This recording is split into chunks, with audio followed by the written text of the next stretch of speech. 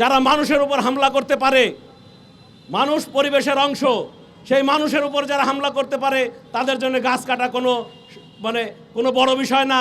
তারা আসলে গাছ কাটতে চায়, তাদের বৈশিষ্ট্যের মধ্যে গাছ কাটা। সুতরাং আমাদেরকে এই যে যারা পরিবেশ আন্দোলনের নাম করে আজকে এই গাছ কাটা আন্দোলনের, গাছ রক্ষা আন্দোলনের উপর হামলা করেছে, আন্দোলনের নেতাকর্মীদের উপর হামলা করেছে, তাদের বিচার আমরা দাবি করছি।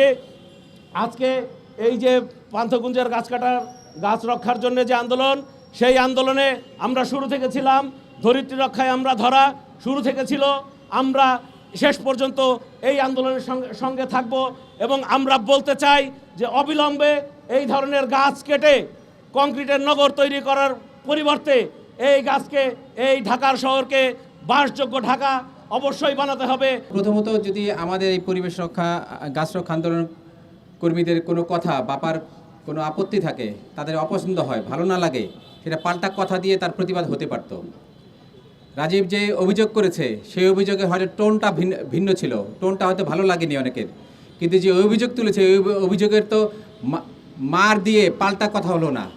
এই অভিযোগের সরাসরি আমরা উত্তর জানতে চাই যে পরিবেশ আন্দোলনের নামে বাংলাদেশ এই পর্যন্ত যা হয়েছে, আমরা মাফিয়া রাষ্ট্রের কথা বলি, মাফিয়া রাজনীতির কথা বলি, কিন্তু পরিবেশ নিয়ে যে মাফিয়া তন্ত্র চলছে এইটাকে আজকে বড় করে আমাদের দেখতে হবে। কারণ আমরা প্রত্যেকটা মুহূর্তে, প্রত্যেকটা নিঃশ্বাসে প্রশ্বাসে আমরা পরিবেশকে উপলব্ধি করি। আমরা এখানে যারা এখানে কথা বলছি, এখন যারা এখানে দাঁড়িয়ে আছি, প্রত্যেকটা মুহূর্তে আমরা বিষ গ্রহণ করছি। এই বিষাক্ত যারা শহর বানানো, নগর বানালো, যারা বিভিন্ন ডিগ্রিধারীরা, তাদের তো সামনে আসতেই হবে। সেই ডিগ্রিধারীদের বিরুদ্ধে যদি কোনো কথা ওঠে, সেই কথার প্রত্যুত্তর তো মার দিয়ে হয় না, সন্ত্রাস করে হয় না।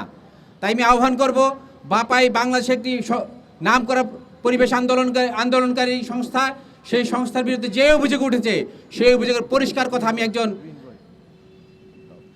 আমি পরিষ্কারভাবে একজন এই দেশের নাগরিক হিসেবে আমি জানতে চাই, পরিবেশের আন্দোলনের একজন নগণ্য কর্মী হিসেবে জানতে চাই। এবং এই বাপার যে সহযোগী সংগঠন গ্রিন বয়েজের নাম এসেছে এবং বলা হয় যে এদের টাকার উৎসের কোনো পরিষ্কার তথ্য নেই।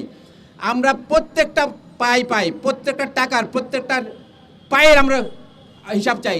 এমনকি আমরা এইখানে যে আজকে কয়েকদিন যাবৎ অবস্থান হচ্ছে, এখানে যে খরচ হচ্ছে তারও হিসাব চাই।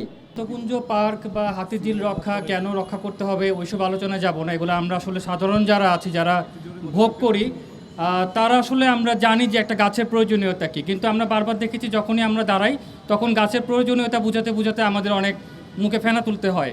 কিন্তু আজকে আমি কয়েকটা ইস্যু বলবো। একটা হচ্ছে যে এই দেশে আমরা অনেকেই পরিবেশ নিয়ে কাজ করি, কিন্তু অনেক সময় দেখা যায় যে পিওর হার্ট থেকে ঠিক পরিবেশের জন্যই কাজটা করছি কি না এই প্রশ্নটা আমাদের মধ্যে আসা উচিত। কারণ অনেক সময় দেখা যায় যে কোনো প্রতিষ্ঠানের নিজস্ব এজেন্ডা থাকে, প্রতিষ্ঠানকে টিকিয়ে রাখার জন্য, পোর্টফোলিও ভারী করার জন্য আমরা অনেক সময় এই কাজগুলোতে গিয়ে আমরা দাঁড়াই এবং ছবি তুলি এবং এগুলা বেচা বিক্রি হয়।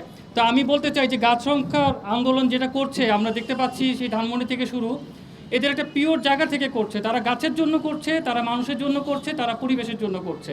এখানে এদের আর কোনো প্রাতিষ্ঠানিক কোনো এজেন্ডা, কোনো প্রকল্প বাণিজ্য কোনো কিছুই আমরা এখনো পর্যন্ত দেখতে পাইনি এবং আমি বিশ্বাসও করি না সেটা।